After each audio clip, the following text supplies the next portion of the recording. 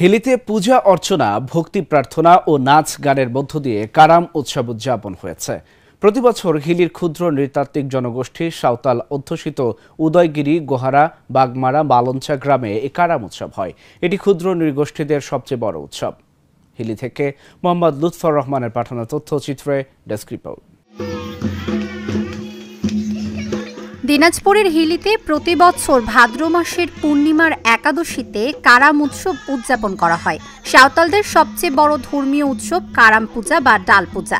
এ উপলক্ষে সাঁওতাল তরুণ তরুণীরা দিনব্যাপী উপোস থাকেন। পরে সন্ধ্যায় পূজা অর্চনা শেষ করে খাবার খান।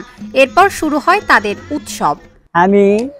আমি জানি আমাদের বাংলাদেশে আমাদের বাপ দাদা পুরুষ থাকে এই সম্পর্ক হয় কারাম সব ইয়াটা করে।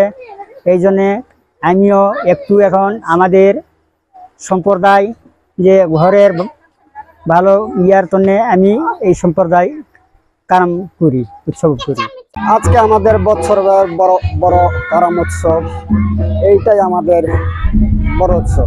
নেচে গেয়ে আর কেজ্জায় ক্ষুদ্র নৃগোষ্ঠীর মানুষেরা কারাম উৎসবের মাধ্যমে বিপদ থেকে মুক্তি, অতিবন্যা ও খরা থেকে বাঁচতে দেশ ও মানুষের মঙ্গল কামনা করেন।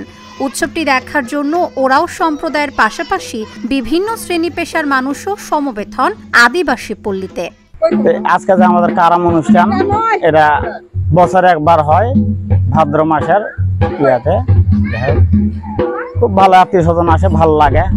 কারাম উৎসব, নাচ গান, আত্মীয়র বাড়িতে আছি। পরিবারের ছোট বড় সকলেই এই উৎসবে যোগ দেয়। বাংলাদেশে উরাও সম্প্রদায় সহ আরো কয়েকটি সম্প্রদায় আছে, যেমন মাহালি, মুন্ডা, সাঁওতাল। বিশেষ করে এই সম্প্রদায়গুলো আমরা কারাম উৎসব পালন করে থাকি।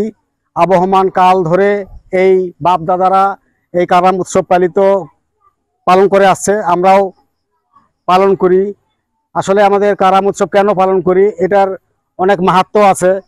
যেমন সংসারের সুখ সমৃদ্ধি, দেশের শান্তি এবং মঙ্গল কামনার জন্য আমরা এই পূজা আমরা করে থাকি। আড়ম্বরপূর্ণ প্রতিটি উৎসবের আনন্দে মিলিয়ে যাক ধর্ম, বর্ণ, জাত, গোত্রের বিভেদ। মানুষের মাঝে সৃষ্টি হোক মানবতা। Dhaka journal, news desk.